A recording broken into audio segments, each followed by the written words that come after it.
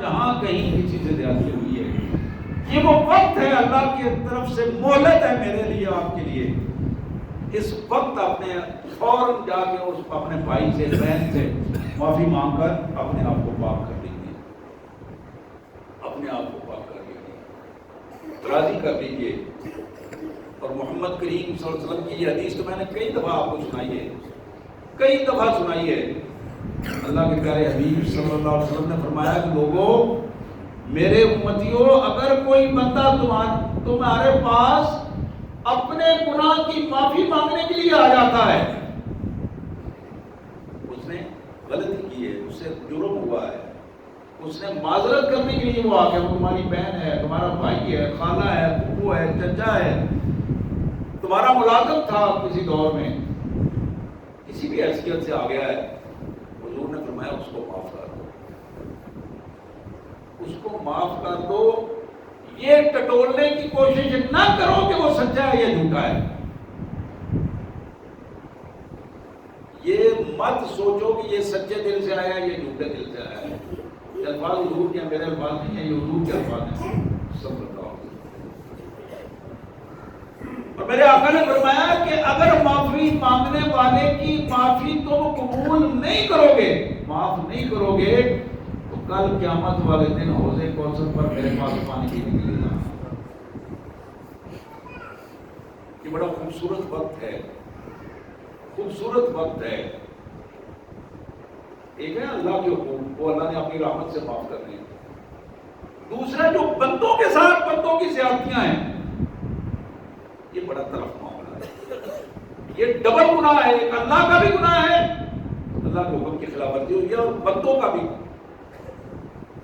اور ہمارا حفظ ہو جاتا ہے، انسان، ہر انسان سے ہوتے ہیں، کوئی نہ کوئی غلطیاں ہوتی ہیں، اپنی ان غلطیوں کو مرنے سے پہلے صاف کر دیجیے۔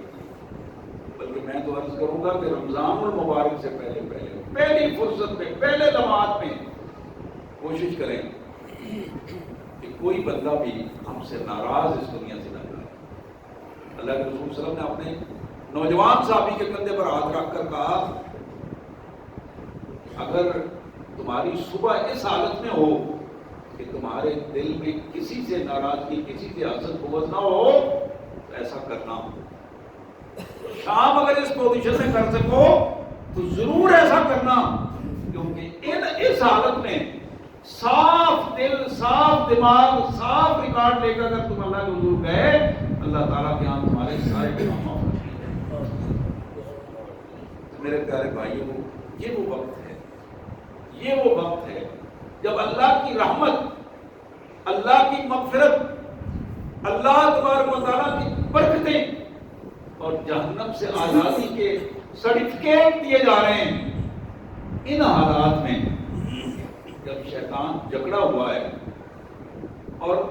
ہمارے اندر کا وہ شیطان جو نفس کی کیفیت میں ہے، وہ تو ہمارے ساتھ ہے، اسے تو ہمیں خود ہی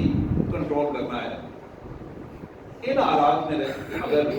ہم اپنے اللہ کے حضور اپنے گناہوں کو بخشوا سکے، آپ یقین کیجئے کہ یہ سب سے بڑی سعادت ہوگی رمضان المبارک کی،